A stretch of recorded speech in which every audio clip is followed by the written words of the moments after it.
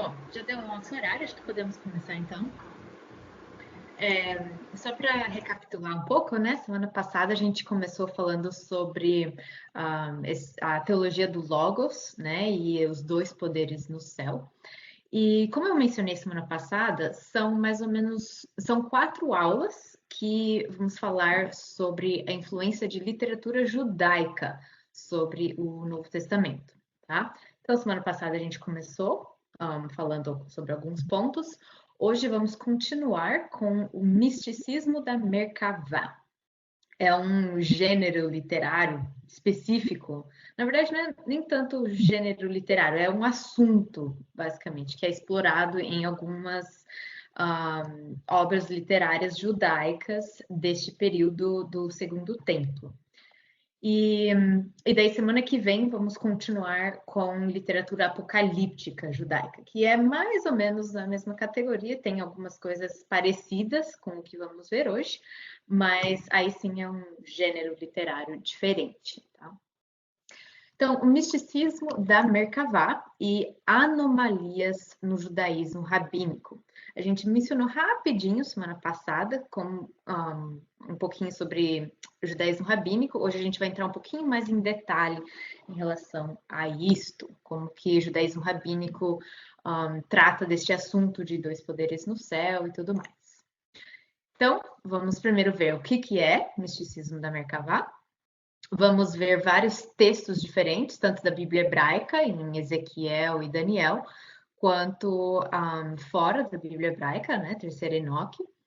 E por último, vamos ver então o judaísmo rabínico, essas duas passagens no Talmud babilônico, ok?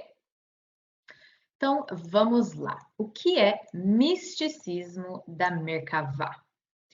Bom, resumindo assim, o que seria misticismo da Merkavá, é um corpo de textos judaicos que lida amplamente com o domínio celeste de Deus, mais particularmente com a questão da carruagem celeste, que seria o trono móvel do Deus de Israel, conforme descrito nas visões do profeta Ezequiel. Como assim? O que é isso? Bom, Merkavá, o termo Merkavá, vem do hebraico conduzir, lerahav, né? Rahav é o verbo, aí Merkavá é o substantivo, tá? Então tem uma relação entre essas duas palavras. Conforme vamos ver, nessas visões, são visões que descrevem justamente a sala do trono de Deus no céu. Como que é o trono, os anjos ao redor adorando a Deus e tudo mais. E todos esses textos que lidam com a sala do trono de Deus têm várias características em comum, o que é bem interessante. E como eles têm todas essas características em comum, todos estão lidando com este âmbito celestial do trono de Deus, eles entram mais ou menos, eles entram nessa categoria de misticismo da Merkavá. Por que misticismo? Porque realmente muitas coisas a gente não sabe exatamente como explicar. Estamos falando do domínio de Deus, né? O que acontece no domínio de Deus é muito difícil a gente saber explicar o que está acontecendo, como que funcionam as coisas, o que significa tudo aquilo. A gente tem apenas poucos textos que lidam com o trono de Deus e eles não dão tantos detalhes assim sobre tudo que a gente queria saber, né? Então acaba deixando muita margem para especulação, para algumas teorias, para outras explicações e tal. Não vamos entrar nesse âmbito de especulação, de outras teorias estranhas e tal. Não, a gente vai ficar no texto. O que a gente consegue aprender a partir do texto, tá? E conforme a gente vai ver, os textos fornecem para a gente bastante detalhes, bastante informação, pistas, né, que ajudam a gente a fazer uma certa ideia do que se trata, ok? Então, misticismo da Merkavá. Ah, e eu não expliquei aqui. Merkavá, né, que é o substantivo, vem do verbo rakav. Rakav é conduzir. E Merkavá é carruagem, tá? Então, tem essa relação aí entre essas duas palavras. Por que que se chama Merkavá? Porque o trono de Deus nessas passagens é descrito como se fosse uma carruagem móvel. Igual a gente vai ver aqui na passagem de Ezequiel, tá? Então, misticismo da Merkavá, porque estamos falando do trono de Deus, da sala do trono celestial de Deus, que é comparado a uma carruagem. Esta é a ideia aqui do misticismo da Merkavá. Então, antes de ir aqui para Ezequiel 1, eu vi que tem uma pergunta aqui do João, que se refere à aula passada. A aula passada, fiquei com uma dúvida sobre essa questão dos dois poderes no céu. Onde entra a Trindade? Boa pergunta, e a gente vai tocar um pouquinho neste assunto hoje, então vou deixar para explicar ao longo da nossa aula, ok? Então vamos lá. Vamos ler aqui essa visão do profeta Ezequiel, e eu queria um voluntário que pudesse ler aqui para mim, só para não ficar muito, né, repetitivo, só eu falando o tempo inteiro. Algum voluntário para ler aqui essa passagem?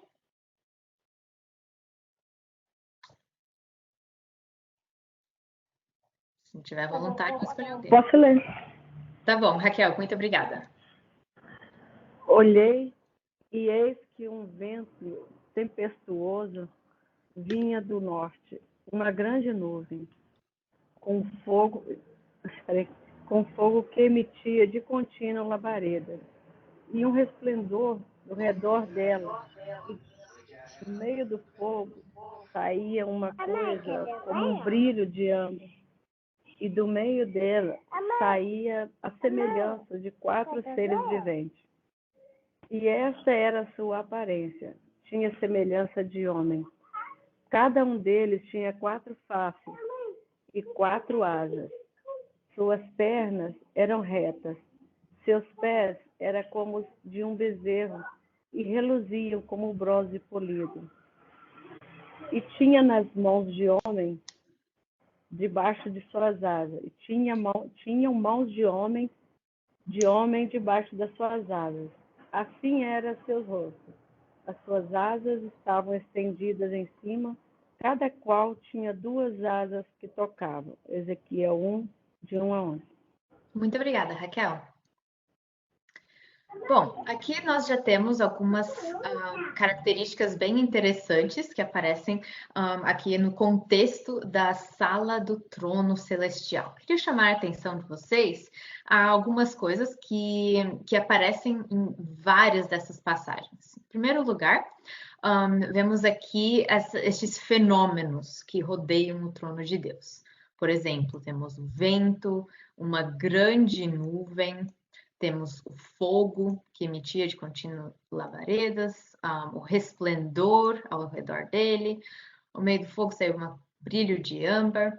Então, estes fenômenos aqui de vento, fogo, nuvem, muitas vezes são mencionados no contexto de teofanias na Bíblia. O que é uma teofania? É quando Deus se revela para o povo de alguma maneira. Por exemplo, sobre o Monte Sinai, quando pouco antes de dar os 10 mandamentos, né, para o povo, o que a gente vê? A gente vê aquela nuvem em cima do Monte Sinai e relâmpagos e trovões e tudo mais, né? Aquilo é uma teofania, é uma manifestação de Deus e tem esses fenômenos aqui relacionados com isso. Também vemos, por exemplo, no arbusto, né, que Moisés vê queimando, temos ali o fogo. Então, assim, tem vários episódios que a gente vê quando Deus se manifesta de alguma maneira, temos fogo, temos vento, temos nuvens, coisas assim, tá? Então, essa é a primeira característica que a gente vê em várias passagens diferentes. Segunda coisa, notem aqui os 4 seres viventes. E aqui eu queria chamar a atenção de vocês a linguagem utilizada aqui na visão. Percebem que esses 4 seres viventes, eles têm a semelhança de homem. Ou seja, eles não são homens, eles parecem com homens, mas não são homens. Isso é óbvio, né? Quando a gente percebe a descrição deles. Eles têm 4 faces, 4 asas, seus pés polidos e reluziam como bronze, etc, etc, né? E essa é uma característica bem interessante de algumas dessas visões do céu, do âmbito celeste, porque às vezes o profeta, ele não sabe utilizar palavras para descrever aquilo que ele está vendo, né? Porque são coisas diferentes que não se encontram no nosso mundo. Então ele acaba tendo que formar paralelos com alguma coisa que a gente conhece, para de alguma maneira tentar pintar essa imagem do que ele está vendo em palavras, né? Ok, vamos continuar então. Mais algum voluntário para ler aqui? Algum voluntário? Helena, você poderia ler para a gente? Sim, posso, só que eu estou um pouco gripado, mas vou tentar. Tudo bem. A visão de Ezequiel. Ora, eu olhei para os seres viventes e vi rodas sobre a terra junto aos seres viventes, uma para cada um dos seus 4 rostos. O aspecto das rodas e a obra delas era como o brilho de crisólita, e os 4 tinham uma mesma semelhança, e era o seu aspecto e sua obra como se estivera uma roda no meio de outra roda. Quando se moviam, seguiam nas 4 direções dos 4 rostos, e não se viravam enquanto iam. Quando os seres viventes se moviam, elas também se moviam. Quando eles ficavam imóveis, elas também ficavam. E quando os seres viventes se elevavam do chão, as rodas também se elevavam com eles, porque o mesmo espírito deles estava nelas, as rodas. Obrigada, Helena. Ezequiel 1, 15 e 21. Muito obrigada. Ok, então aqui temos a continuação da visão, né? Temos ainda aqui os mesmos 4 seres viventes, e agora somos apresentados a essa carruagem que é o trono de Deus. Ainda não foi identificada, mas vem daqui a pouco, né? Mas notem então, temos aqui rodas junto com os seres viventes, e é uma engenharia bem interessante, meio difícil da gente imaginar, porque é bem diferente de qualquer coisa que a gente conhece, né? Basicamente, são 4 rodas, como se tivesse uma roda no meio de outra roda, e essas rodas se mexem nas 4 direções dos 4 rostos, que não precisam se virar quando elas se mexem e tal. E então, essa é a descrição inicial, né, da carruagem que é o trono de Deus. Ok, mais algum voluntário para ler aqui?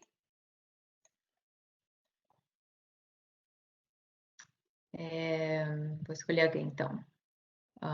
Henrique, poderia ler para a gente?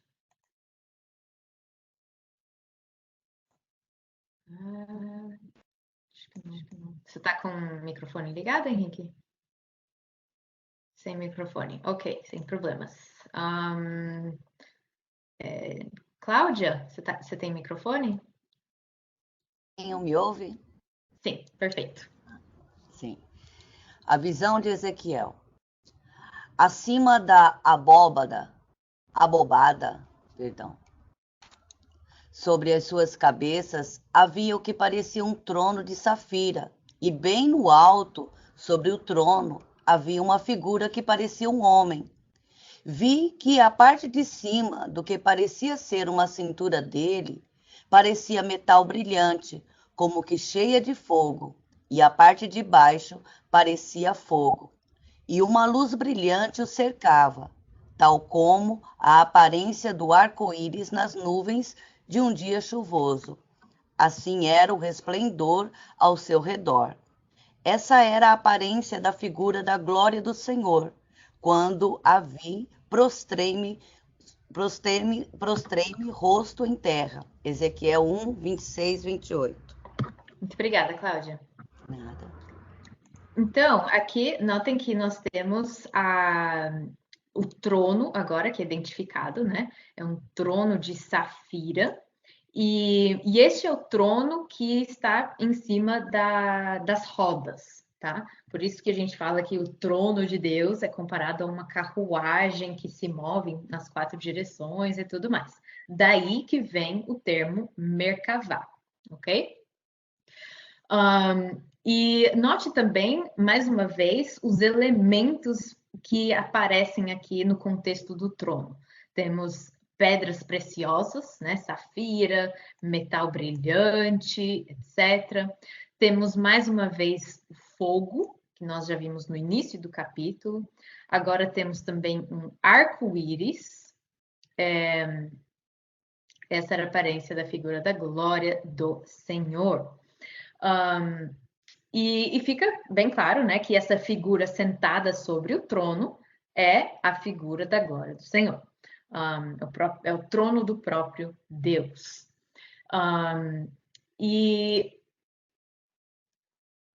Então, aqui nós temos essa descrição de como seria essa sala do trono celestial. Ok, para resumir então o que nós vimos aqui nesta visão. 4 criaturas celestiais de aparência humana, cada uma com 4 asas e 4 faces. 4 criaturas estavam ligadas a 4 rodas. Moveram-se juntas e as rodas, de alguma forma, eram ligadas às criaturas.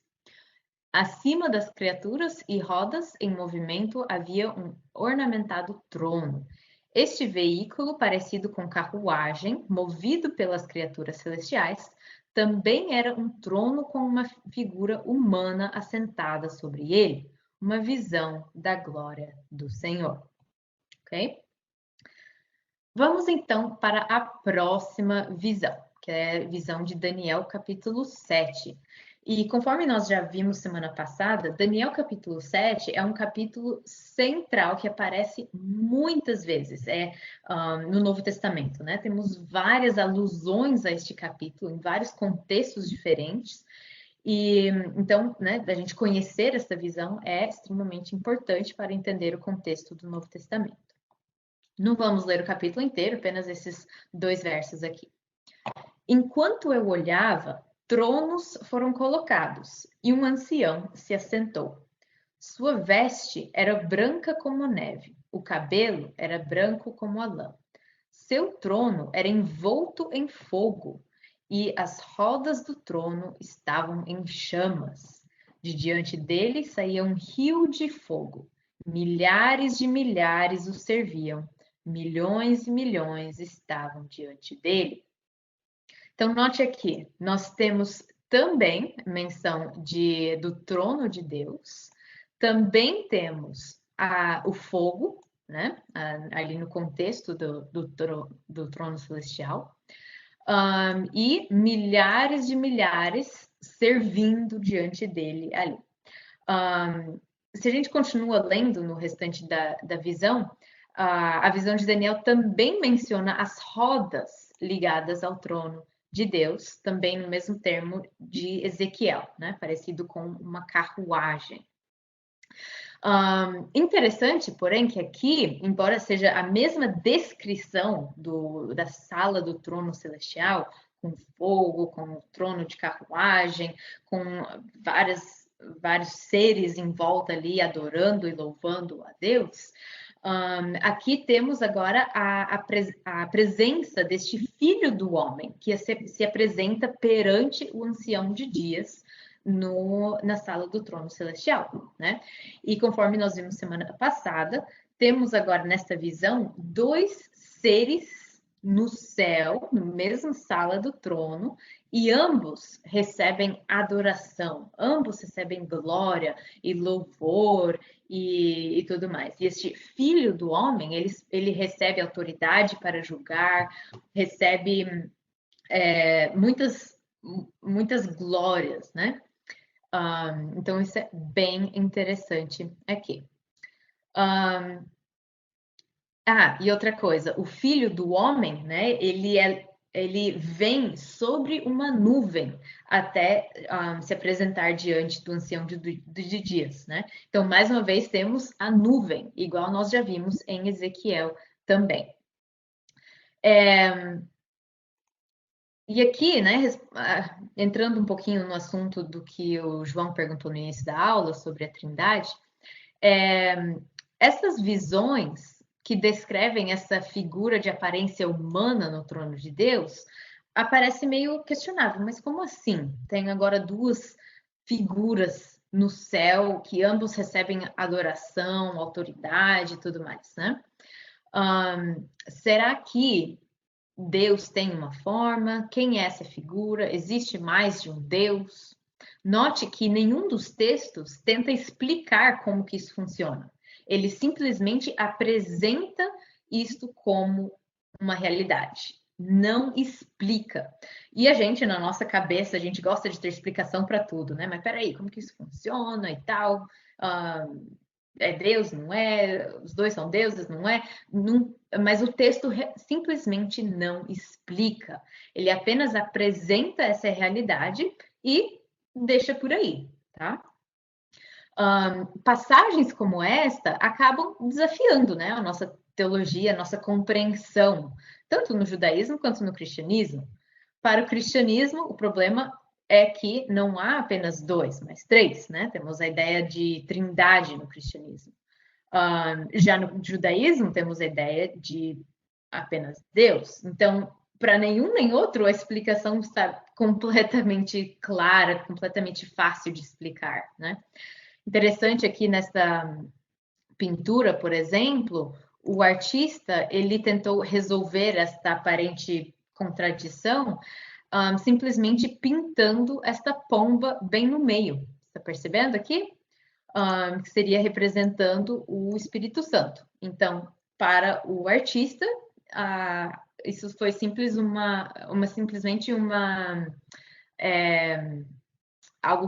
omissão do texto, né? Mas, realmente, passagens como esta acabam desafiando a nossa compreensão teológica. E a última passagem que vamos ver aqui é a visão de terceira Enoque. Nós já mencionamos também um pouquinho sobre isso semana passada. Antes de entrar aqui em terceira Enoque, eu gostaria, se puderem, vocês vão, depois da aula, ou antes da aula semana que vem, peguem as suas Bíblias e leiam os capítulos 4 e 5 de Apocalipse, do livro de Apocalipse. E não se preocupem em tentar interpretar tudo, todos os símbolos, todas as imagens que aparecem ali. Não se preocupem com isso. Apenas comparem essas duas visões, de Ezequiel e de Daniel, com Apocalipse 4 e 5.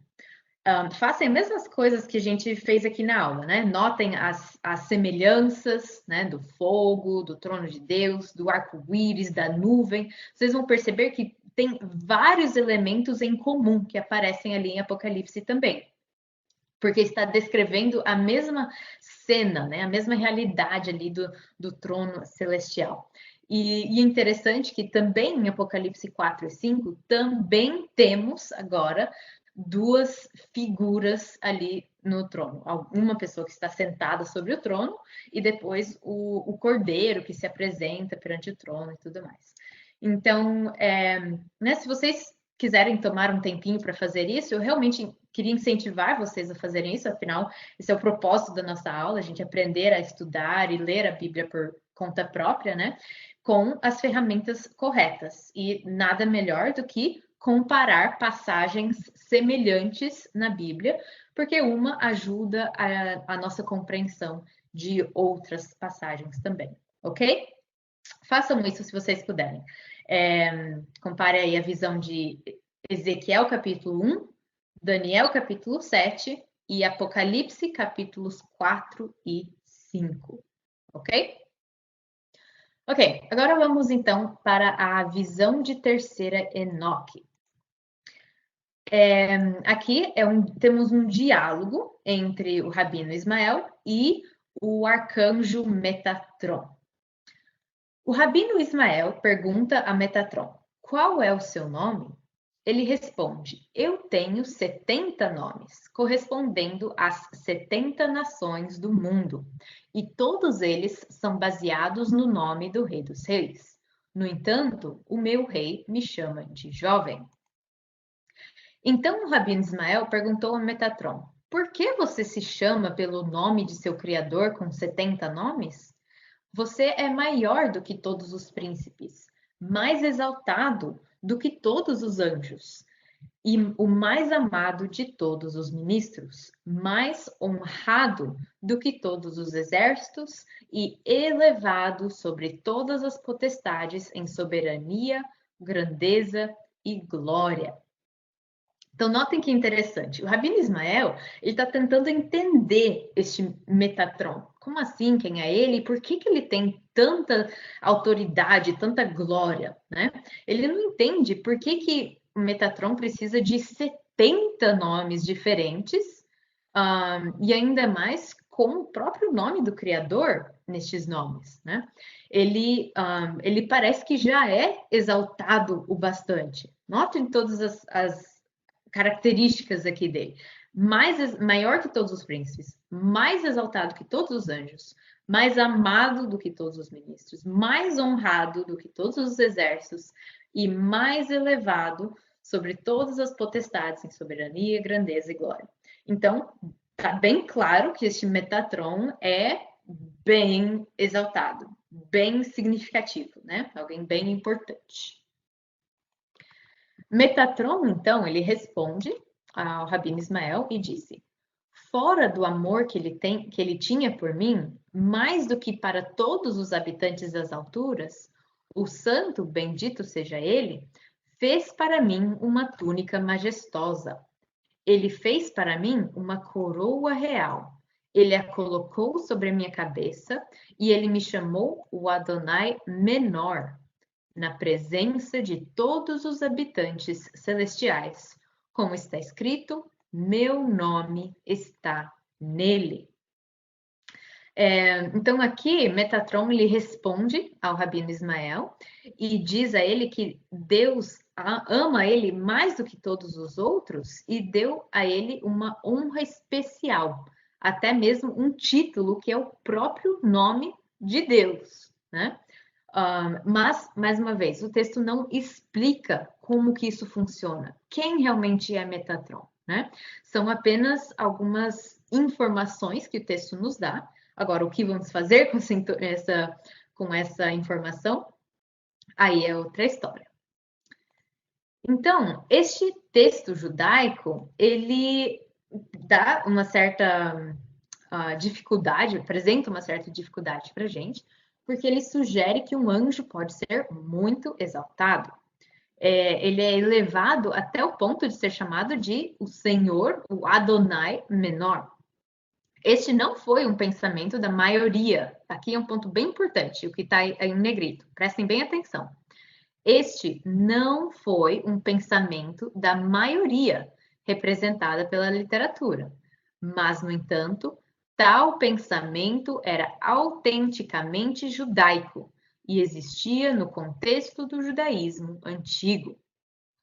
Alguns judeus que escreveram e copiaram este texto consideraram essas ideias aceitáveis e continuaram a contar essas histórias, apesar do fato de que os anjos não são verdadeiramente divinos e Deus não deve ter iguais. Então, é importante a gente enfatizar este ponto. Não sabemos exatamente como explicar estes textos, né? O texto não dá nenhuma explicação de como que isso funciona. Ele simplesmente nos apresenta essa realidade. Mas o fato de que existiam textos como o Terceiro Enoque e passagens como o próprio Ezequiel e Daniel, que estão na própria Bíblia hebraica, mostram que haviam, sim, alguns grupos minoritários dentro do judaísmo que apoiavam essas ideias, que transmitiam essas ideias e preservaram alguns desses pensamentos teológicos. Vale lembrar que o judaísmo no primeiro século não era monolítico. Tínhamos vários movimentos diferentes, todos eles tinham certas interpretações que divergiam de outros grupos judaicos, né? Então, o fato de ter alguns pensamentos minoritários em contrapartida não significa que não era um pensamento propriamente judeu. Era judeu, mesmo que pode ser que nem todos compartilhassem desse mesmo pensamento. Ok, alguma pergunta até aqui?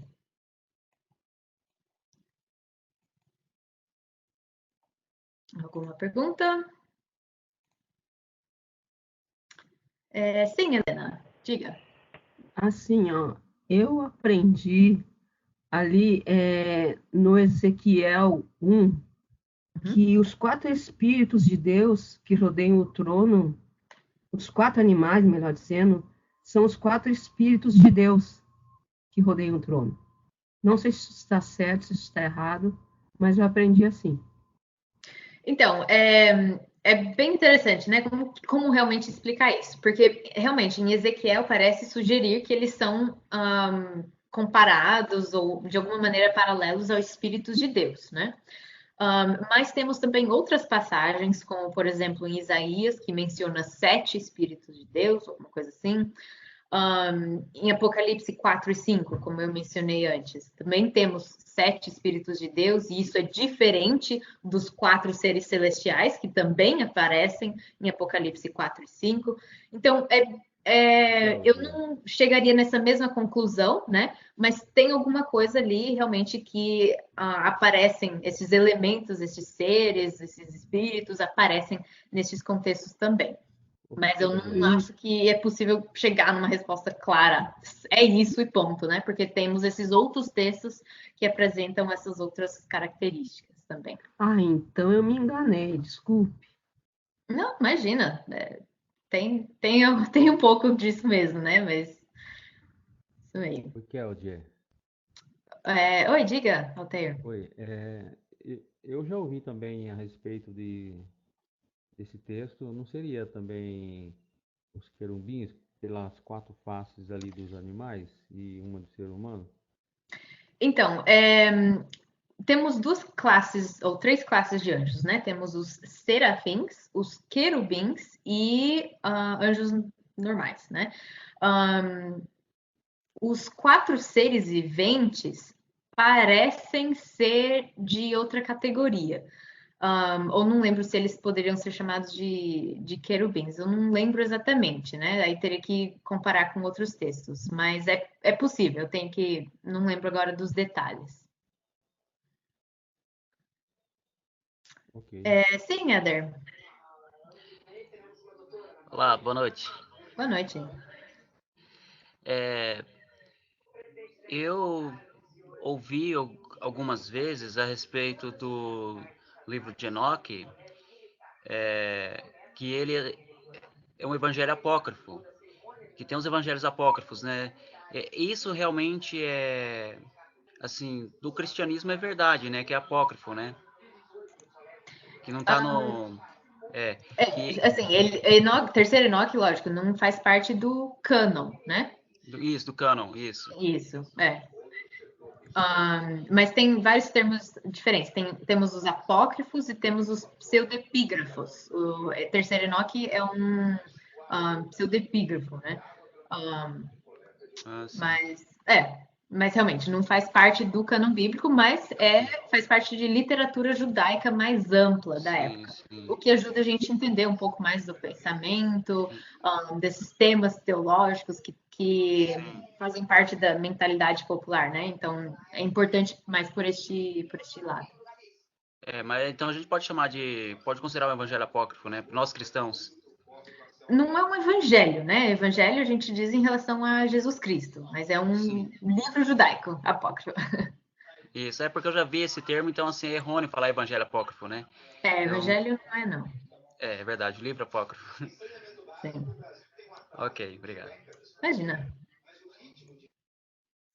Ok, agora vamos então para o judaísmo rabínico. Como que o judaísmo rabínico vai lidar com algumas dessas questões? Lembrando que o Talmud babilônico é um texto mais tardio, mais ou menos do quarto, quinto ou até sexto século depois de Cristo, tá? O judaísmo rabínico, como a gente já disse, é bem interessante porque várias de suas tradições remontam à época do Novo Testamento, ao primeiro século. Mas, pelo fato de ter sido escrito bem mais tarde, algumas de suas ideias também se desenvolveram nestes 5 séculos depois. E lógico que em 5 séculos muita coisa pode mudar e refletir um progresso no pensamento e tudo mais, tá? Então, o Talmud, né, o judaísmo rabínico, vai tratar estes textos que falam, né, desses 2 poderes no céu, como sendo uma heresia, o que é bem interessante, mas vamos lá tentar ver o que eles falam. Rabino Naamã disse: aquele que é tão hábil em refutar o menim como é Rabino Idit, deixe-o fazê-lo, mas não o contrário. Uma vez, um menim disse a Rabino Idit: está escrito, e a Moisés ele disse: sobe ao Senhor. Mas certamente deveria ter declarado: sobe a mim. Então, como entender isso? Em primeiro lugar, minim é a palavra hebraica para herege, ok? A palavra min significa literalmente uma variedade, né? Ou um tipo diferente de judeu. Só que, em outras palavras, é considerado um herege, tá? Alguém que não compartilha das opiniões centrais ou né, ortodoxas do judaísmo rabínico. Então, aqui o que o herege, o menim, estaria falando é esse aqui em negrito, né? Só está escrito, e a Moisés ele disse, sobe ao Senhor, mas certamente deveria ter declarado, sobe a mim. Ou seja, como assim? Em algumas passagens na Torá, parece haver um certo conflito ali entre Deus falando, porque parece que Deus está se referindo, porque é Deus que está falando e ele fala sobe ao Senhor, como se o Senhor fosse agora alguém diferente, né? E o Rabino Idit fala, certamente deveria... não, o herege diz, certamente deveria ter declarado sobe a mim, né? Se é Deus que está falando, por que ele não falou sobe a mim? Por que ele falou sobe ao Senhor, né? Então, notem aí o problema. Na Torá, Deus fala a Moisés pessoalmente, mas refere-se a si mesmo na terceira pessoa, em vez de usar a primeira pessoa. Solução, de acordo com o herege, né? Talvez existem mais de um ser divino no céu, ok? E daí aqui, continuando a linha de raciocínio do herege. Metatron, que disse aquilo, respondeu ele... Não, acho que eu pulei. Não, tá certo. Desculpa. Metatron, que disse aquilo, respondeu ele, cujo nome é semelhante ao de seu mestre, pois está escrito, porque o meu nome está escrito, está nele.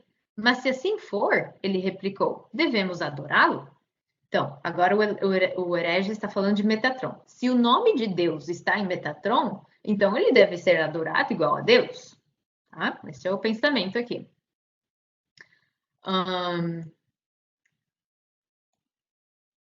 Daí, por que o Rabino Idit disse que essas palavras pertenciam a Metatron?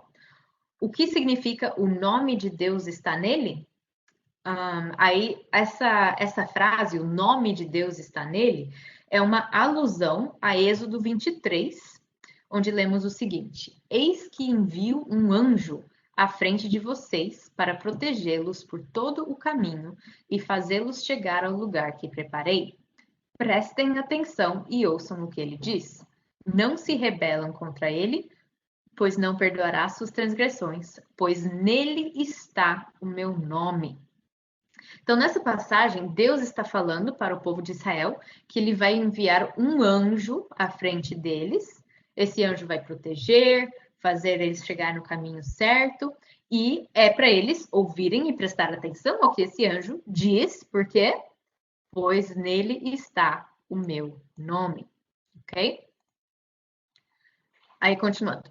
A mesma passagem, no entanto, diz, respondeu Rabino Idit, não sejas rebelde contra ele, ou seja, não me troque por ele.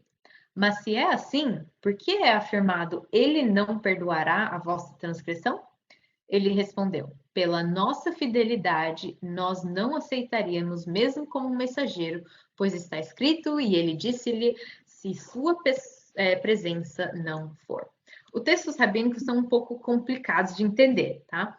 Mas a gente vai deduzindo um pouco aqui como que eles vão argumentando.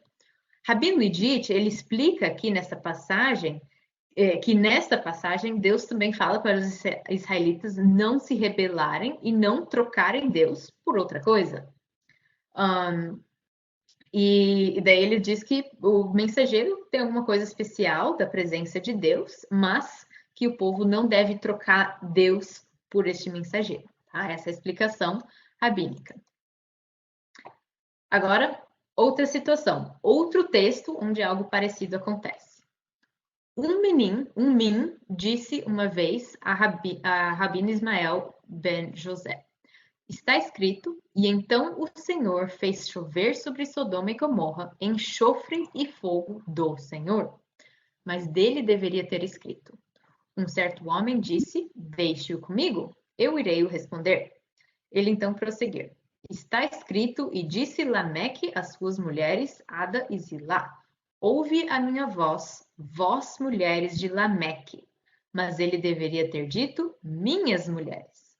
Mas tal é a linguagem bíblica, por isso aqui também é linguagem bíblica. Então, qual que é o problema e qual que é a solução que o Rabino apresenta? O problema, mencionado pelo herege, né, pelo Min, é esta passagem referente ao enxofre e fogo que foi jogado sobre Sodoma e Gomorra, né? Que na Bíblia hebraica lemos o seguinte: então o Senhor fez chover sobre Sodoma e Gomorra, enxofre e fogo do Senhor. Então note, parece que temos aqui de um lado Deus falando e ele manda chover fogo do Senhor, como se agora tivéssemos dois senhores diferentes. Um fala para o outro mandar fogo e enxofre, né?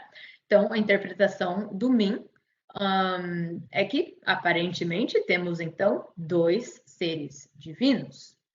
Qual que é a explicação do Rabino? Não, isso é apenas uma linguagem bíblica. Aí ele dá um outro exemplo, onde Lameque fala para suas mulheres ouvirem a voz dele, vós mulheres de Lameque. Então, ele se refere às suas mulheres na terceira pessoa, né? Então, a explicação do Rabino é que a linguagem bíblica às vezes faz isso. A pessoa refere a si mesmo na terceira pessoa. Então, o que está acontecendo aqui? Qual que é o conflito que essas passagens no Talmud revelam para nós?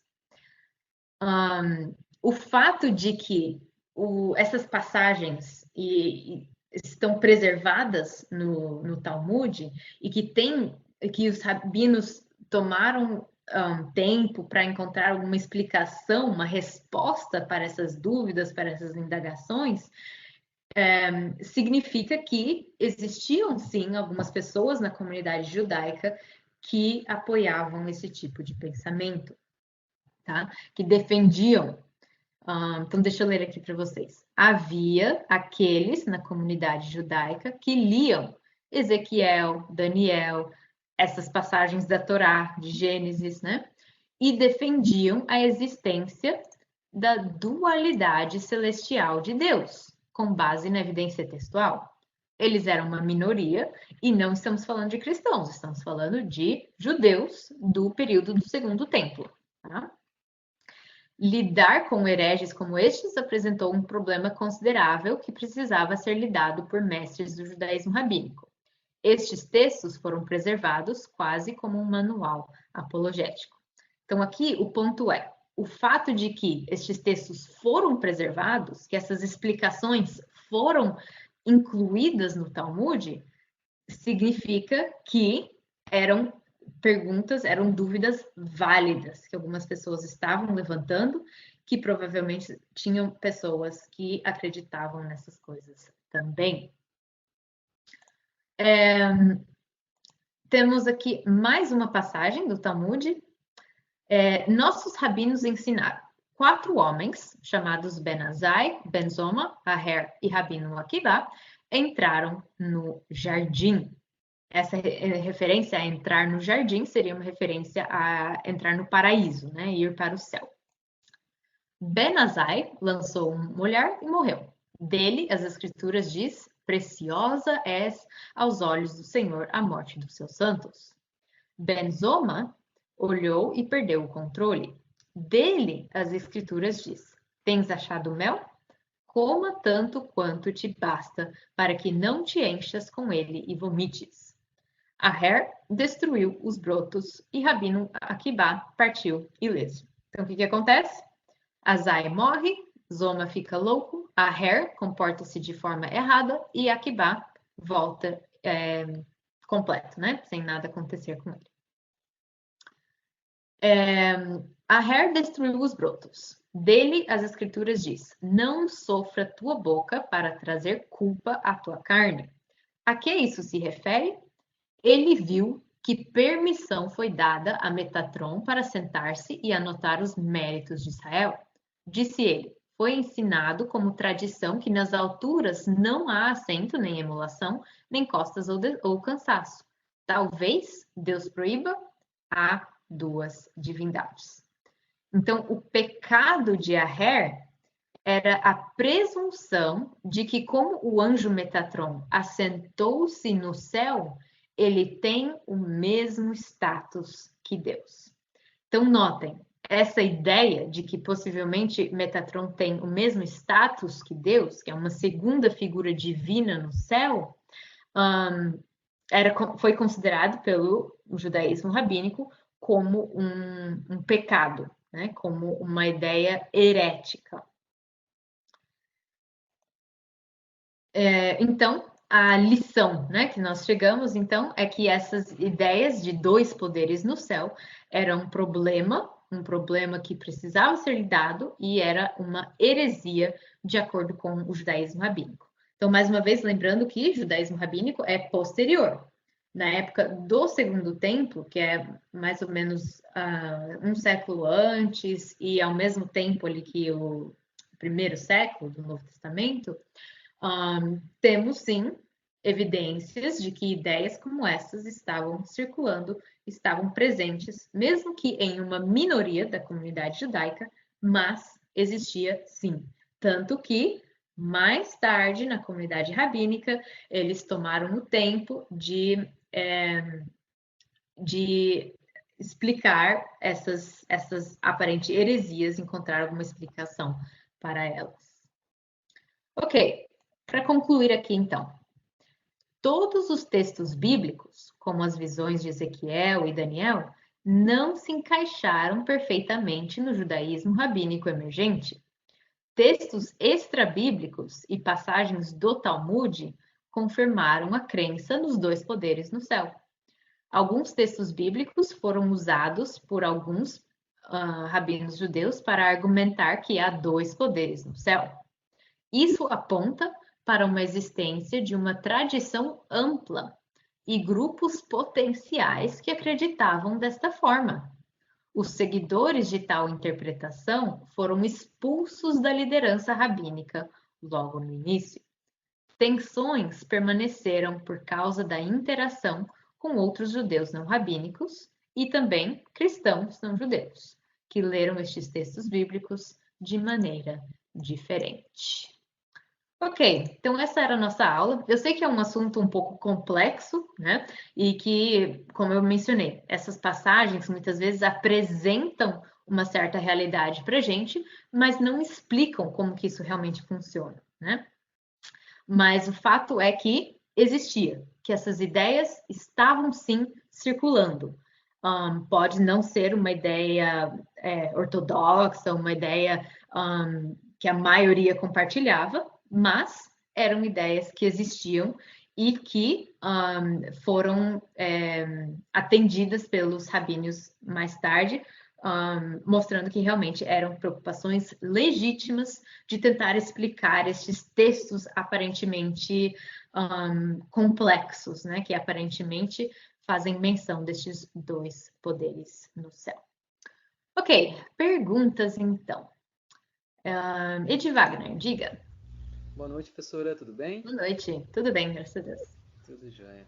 Não, pela explicação que a professora colocou, de repente a visão de terceiro Enoque poderia ser uma visão do próprio Messias, quando ele enquadra o Metatron com o nome do Eterno. A gente sabe que o Messias conteúdo para Jesus, tudo, mas a gente sabe que o nome de Cristo contém o nome do Eterno nele, né? E de repente pode ser uma visão que na época eles não tinham muito essa noção da vinda do Messias em forma corpórea, né? Digamos assim, a encarnação. E de repente ele visualizou o próprio Messias, mas de uma forma angelical, de repente, retratando ele como um Metatron, de repente, né? Não sei se seria uma visão que de repente os próprios rabinos não entendiam dessa forma por não crer, né?